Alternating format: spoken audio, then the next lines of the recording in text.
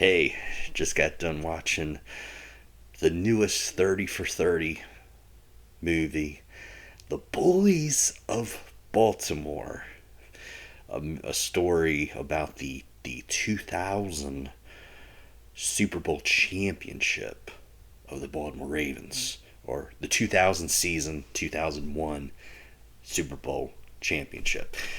Now, um, I used to have a Ravens blanket, and I was going to put it in the background, but unfortunately, it got lost uh, when I relocated to my current studio a little over a year ago.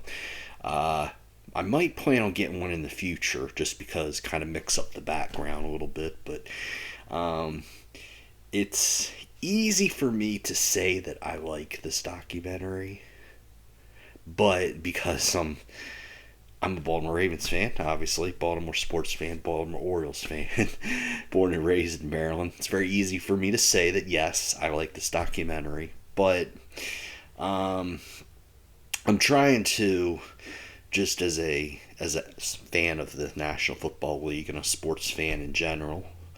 ESPN 30 for 30 does such good work. I mean, I've watched many of their documentaries and can tell that each one they take a year or two really to piece together. They really take their time, not a rush job.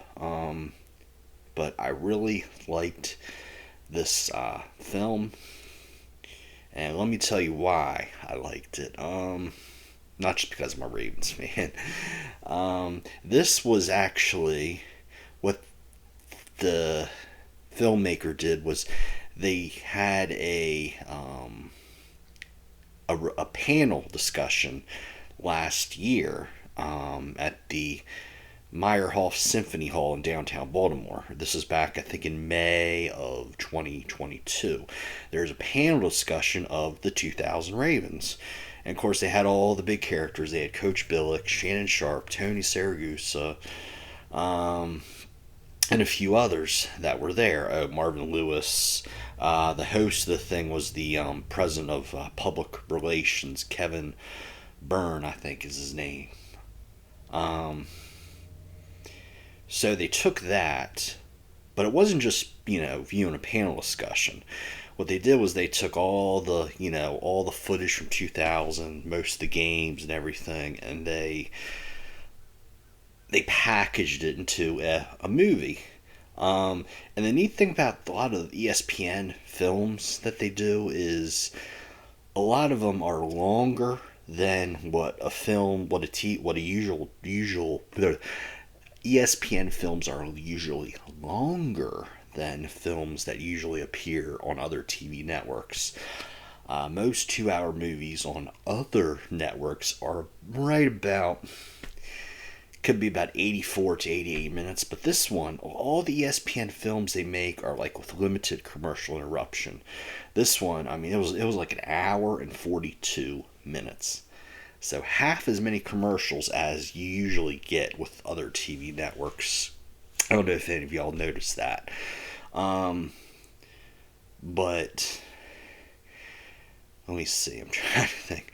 But oh yeah. And I'll tell you one thing I really liked was I went on the ESPN Plus page last night at 11 o'clock, and the film was already up there. ESPN is very quick with loading their content to their streaming service.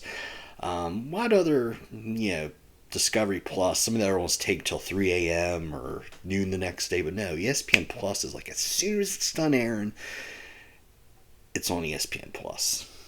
Um, so this is a great film. Obviously, said that so many times.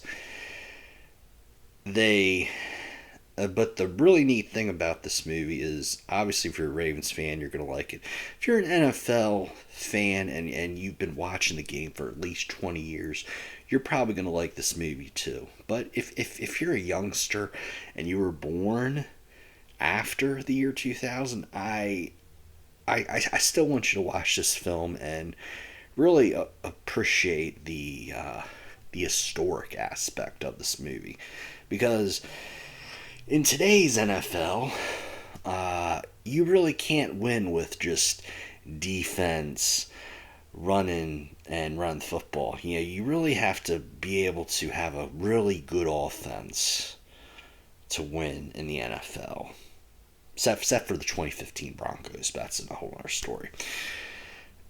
You know, a lot of what the Ravens did on defense, it's illegal today in the NFL. A lot of these big hits, like Tony Saragusa on Rich Gannon in the AFC Championship game, you know, you can't do that today. And a lot of the other big hits you can't do, and a lot of their defensive plays you can't do today.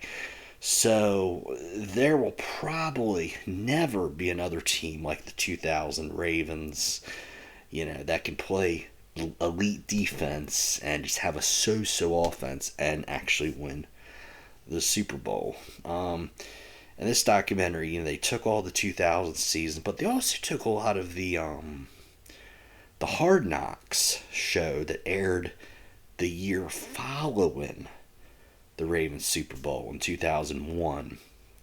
They took a lot of that footage and had a lot of memorable moments in there with the Goose and Shannon Sharp but another thing I really liked about the Bullies of Baltimore, as it's called. Another thing I really like about is, you know, obviously they focused a lot on the, you know, I mean, you can go on YouTube right now and type in 2000 Baltimore Ravens, and you can go back and watch the recap video. But this 30 for 30 film, it really puts it in a good historical context. You get to see all the big stars from, you know, not just 2000, but 2022, right?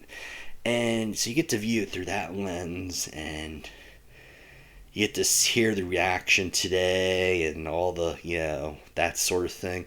But another thing I really liked about it was they also focused on the year after. Not just Hard Knocks, but the season after the Super Bowl. And I'm not going to give this away, but it's really interesting to see how Trent Dilfer figured out that the Ravens were going to dump him and go with Elvis Grbac. And they talked about that story, and also, you know, after 2000, you know, why didn't the Ravens repeat in 2001? And, you know, they couldn't go back to you know, they couldn't bring a lot of the same players back in 2002 because they were starting to have salary cap problems. So that's really neat. Now, is there anything that I really dislike about the film? Well, the biggest thing is a big moment. I think this was week 2 of the 2000 season. They never focused on the Ravens finally beating the Jacksonville Jaguars, because the 4 seasons prior, the Ravens had gone 0-8. They had never beat Jacksonville. Now, a lot of these games are heartbreaking losses from 96 to 99, because the Ravens would get out to a huge lead, and the Jaguars would always come back, and it always end on a last-second field goal or touchdown, something at the end of the game.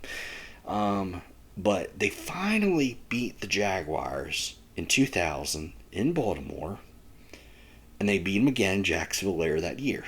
But the first win at home in Baltimore was very sweet, because the Ravens were playing like crap in the first half. I think they were down like 17, maybe 20 points, but they came back, and the fourth quarter was a shootout, and the Ravens secondary defense that day had a horrible day. They gave up like 500 yards, 300, 400 yards passing or something. Jimmy Smith, Keenan Cardell were really whooping their butts. But at the end, Tony Banks threw a touchdown pass to Shannon Sharp. And I remember that was a huge moment. The Baltimore Sun paper would come out the next day. Shannon Sharp, making the touchdown grab, front page of the paper. Really a big moment for the Ravens to get that monkey off their back. But this documentary never featured it. Another thing I didn't like was yes, the Ravens. They talked about the Ravens going 5 straight games without a touchdown, but guess what? They won, I think, 3 of those games, and they never really talked a lot about how good a season Matt Stover, their field goal kicker, had. Um, they left that out. Um, but on the positive side, the biggest thing I liked about this documentary was there was so much. There was really 2 tributes to Tony Saragusa, who unfortunately passed away a few months ago. He passed away in June of last year, just a month after the panel discussion for the 2000 Ravens occurred. But this film did a wonderful job, a wonderful tribute to Tony Saragusa. They did a few minutes at the beginning of the movie and at the end of the movie of doing a tribute to Tony Saragusa. So all in all, a wonderful film. If you're a Ravens fan, you'll love it. If you're an NFL fan, you'll probably like it too. If you're a Titans or a Ravens fan, yeah, I'm sorry. It's gonna be painful to watch for y'all a little bit. Anyway, this is Right Eats, Right Politics. Talk to y'all later. Bye bye.